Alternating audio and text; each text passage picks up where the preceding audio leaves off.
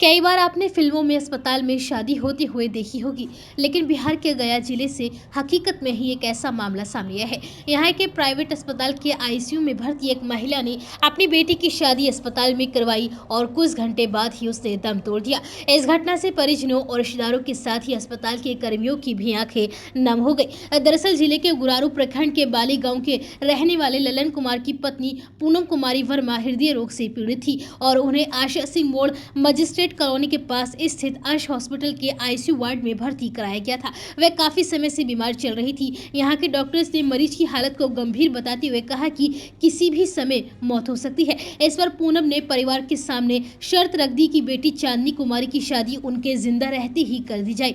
चूंकि उनकी बेटी की एंगेजमेंट 26 दिसंबर को गुरुआ प्रखंड के सलेमपुर गाँव के रहने वाले सुमित गौरव के साथ होनी थी, लेकिन लड़की की माँ की जिद के कारण दोनों की शादी एंगेजमेंट की तारीख से एक दिन पहले ही करने का फैसला लिया गया और इसके बाद हॉस्पिटल में ही आईसीयू रूम के दरवाजे के बाहर दोनों की शादी हुई और पूनम इसकी साक्षी बनी। महिला की बीमारी के गम के बीच बेटी की शादी की खुशी भी लोगों के चेहरे पर दिखाई दे रही थी और इस शादी में अस्पताल का पूरा स्टाफ भी शामिल हुआ। लेकिन इसी बीच वो हुआ जिसका परिवार और पूनम को डर था। शादी के कुछ देर बाद ही पूनम की मौत हो गई। शादी होने के महज 2 घंटे बाद मां को खोने वाली चांदनी ने बताया कि उनकी मां पूनम वर्मा मगध मेडिकल कॉलेज और अस्पताल में एएनएम के पद पर कार्यरत थी और वह कोरोना काल से ही लगातार बीमार चल रही थी। वह हृदय रोग से पीड़ित थी और शादी के चंद घंटे बाद ही हुई मां की मौत के बाद नई नवेली दुल्हन बनी बेटी समेत अब परिवार का रो रो कर बुरा हाल है।